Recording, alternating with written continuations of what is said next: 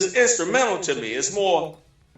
I remember running to play them tapes like with Chauncey down the street, like the Will Smith tape, and we beatboxing doing Too Dang Hype. You know what I'm saying? Like I remember listening to Nightmare on my. So once again, it's not a knock on Denzel, but it's like if I look at where I am now and what molded a lot of my comic presence or comedic presence and love for hip hop, Will was instrumental in that. Will was instrumental of bridging that thing.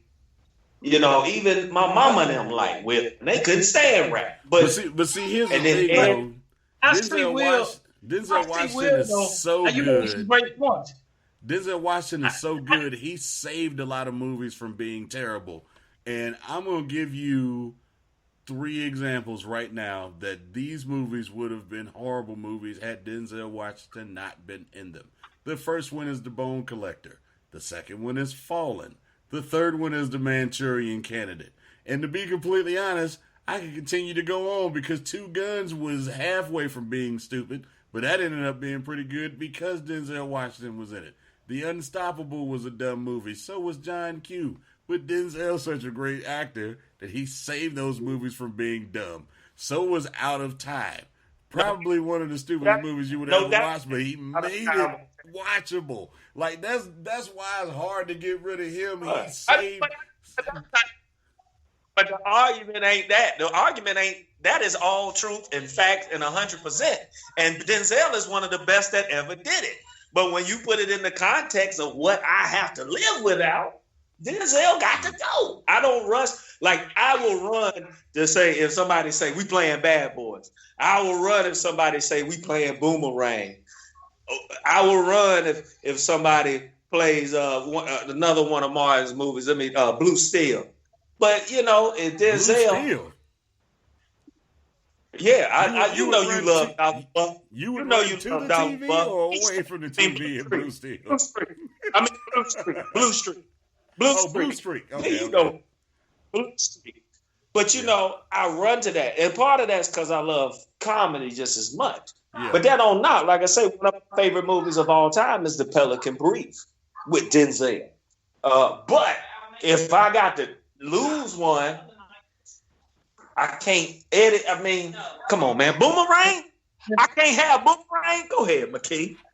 And that's a good point, man. You read the question very literally.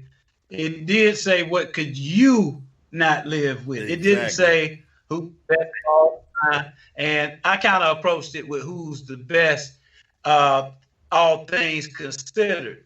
And, it was kind of like asking a sports enthusiast, who's the best, Michael Jordan, LeBron James, Magic Johnson, or Kawhi Leonard. And I kind of see Will Smith as Kawhi Leonard. He's still in the game. He's still rising. He's a surprise. I think Will Smith surprised a lot of people with his magnanimity because you didn't see that out the gate, that he would be so much in film. So you didn't see that out of Kawhi early on, maybe. So but the other 3 people you mentioned are icons. I mean, you guys kind of downplayed Eddie a little bit, somewhat. And when you look at Eddie Murphy, when he hit the scene, he was kind of like the Dr. J figure. Nobody post Richard Pryor was commanding solo shows and a big screen stand-up. You're talking about something going big screen stand-up comedy at that time. You can't eclipse that. But it was what you do not live without. Good point. Let me throw something else. McKee, now that you mentioned that, you also take away Eddie Murphy on Saturday Night Live. Come on. Yes. Dude. Yeah, I know, but I'm telling you, here's why that's easy for me, because I did not watch a lot of Saturday Night Live. Like, it's one of the shows that I did not watch a lot of, so I wouldn't miss it. And and you're absolutely right. It does come down to that. All right, what if you wouldn't miss it? What would it be? And it's harder for me to lose, because again, you're talking about if you keep one or the other, this is why I said it made it more difficult for me when I thought about it. If you cut Will or Martin, you lose some of the work that they've done with one of the reasons ultimately that I would keep either of them. If they never had done Bad Boys at all, this would have been easier. But because they have Bad Boys tied to them, and it's one of my favorite movies, and it saves them. Because again, my first pick, I want y'all to remember, was Martin. That's who it was. And it was like, I don't know if I could lose some of the movies that Will Smith has done. And then I went back and was like, well, no, if I had to choose between Fresh Prince and Martin, I'd stick with Martin. I'd have to cut Will. But again, every time when I made my first two choices, I had to lose Bad Boys. And it was like, all right. So then it just turned into, well, I'm not losing Bad Boys. So now who am I going to pick, Eddie or Denzel? And I think both of you would agree that's an easy choice between Eddie and Denzel. That's ultimately what happened for me. It was Eddie and Denzel, and I ended up cutting Eddie. But D, I'm the president of the D fan club, but I gotta say this today. You went real bold up when you pulled that LP out and played it. Now, and this is why I say that. This is why I say that. I think that you took a genre that he clearly was out of his lane. Yeah, I was really joking. Like that was one of the jokes. Because honestly, and I say that because it's in the archive. Because "Party All the Time" is like one of the funniest songs. Now he probably didn't like that part of it, that it was funny to people. But "Party All the Time" was hilarious. Like it was like, what is Eddie doing? It had that Rick James element to it. That was Rick James actually singing on the hook. Yeah. Now I Was a King. I Was a King was tight. That come on, man. I Was a King tight. Tight. It was tight up until he went when he did at the end. Lift every voice and sing. That's when I was like, no, Eddie, no. We had a good. But he brought Shabba in. That was even worse. Because now we really didn't know what they were talking about. Oh, man. Shout out to Shabba Ray. And the whole Jamaican party. Shout out to Shabba Ray. Shabba Ray. Shabba. Oh, that was cool. I forgot about it. Thank you for that. Oh, Lord. So speaking of film, man, like I'm trying to give people an idea of what to watch on TV during quarantine, that kind of thing. And to be completely honest, like it's some good TV out on quarantine. But have you guys been getting an ad showing up for an independent movie called Then There Was Joe? I haven't. It is. I posted it. I will repost it again for you. It is an indie movie that they did.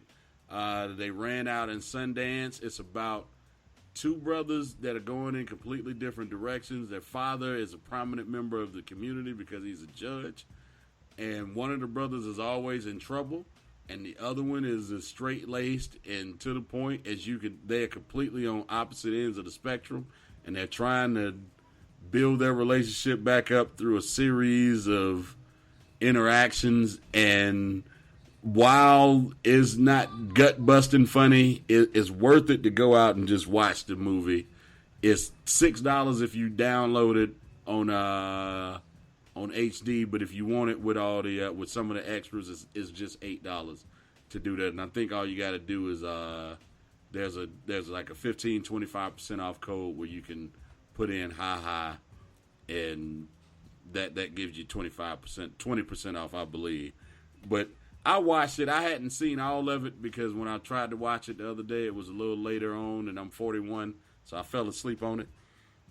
but it was from the part that I did watch. It's pretty funny. But during quarantine, man, what are y'all watching on TV? Because I'm gonna be honest, like I'm watching all kinds of stuff.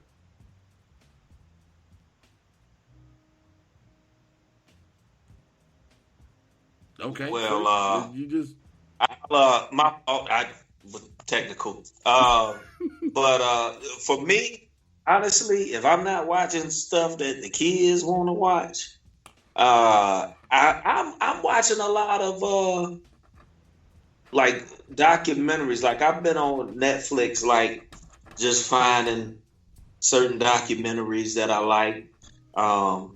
Nothing in particular like show, but I finally got to catch up on Hip Hop Evolution on Netflix, which is amazing. So I just been watching stuff like that, docuseries and everything, and trying to catch up on some stuff, man. Besides, and then reading. What about you, McKee? Yeah, I've been doing what a lot of meditation experts and spiritual teachers tell you not to do. I've been watching the news. I've become an epidemiologist since this pandemic has hit, and just the 24-hour news cycle about the economy and about the pandemic, and I'm just kind of glued. And it can be depressing, but I'm kind of glued to the stories that are talking about individual human suffering with people that are on the front lines. Yes. And, irrespective of political party. I'm a political science major anyway back in school, and I watch the news anyway, and I try not to overdo it, but I just can't help but follow the news stations with this pandemic that we're in. So I hope I didn't step outside of the bounds of the question, but to be honest, truth with you, I've been watching pandemic TV. Yeah, so I haven't been watching news, which is, that's not new news to anybody who knows me. Again, you're talking to probably the one person that didn't know that 9/11 happened until 9/12. I'm telling you, that's how much I stay in my own world at times. When I get in those zones, like I walk free through what I did that day all day long. So news is never the number one thing for me. And I used to work in news, and it just was, that was the only time really in life that it was the number one thing for me. But I would say I watched the Tiger King. I got caught up in that early on. It's pretty funny. It ain't supposed to be funny, but it's pretty hilarious. But with that being said, we should, I think it is necessary for us to say, for those of you who are on the front lines that are battling this coronavirus and helping people through it, thank you for your service. You're going to be real upset, and we're not going to dig into this, but there's a lot of conservative people who are currently protesting that the government should open when everybody need to sit their black ass down somewhere, or white asses or brown asses. Everybody need to sit their asses down for right now, because the pandemic is real. And to your point, McKee, that's why you're watching it so much, because you're just watching stupid people say, open the government, open the economy back up. The hell does that even mean? First off, to open it means to put everybody else at risk. You know what? I'm not gonna get on that soapbox. Let me just go with everybody saying, for those of you who are on the front line, thank you for your service, and hopefully the government doesn't do anything stupid to put you at further risk going forward. With that being said, there is something that comes on tomorrow night that I think we all are interested in, and I wish I had that Bulls music, but The Last Dance is coming on. Finally, it feels like we're finally getting that Michael Jordan documentary we've always wanted, and I'm waiting to see it. McKee, what is? I'm dead serious. Like it was just like, man, when are they gonna tell the Michael Jordan story? And I feel like this is the one. So, McKee, are you gonna forego the news to watch that tomorrow night? Yes, I am, and just had the rare experience as I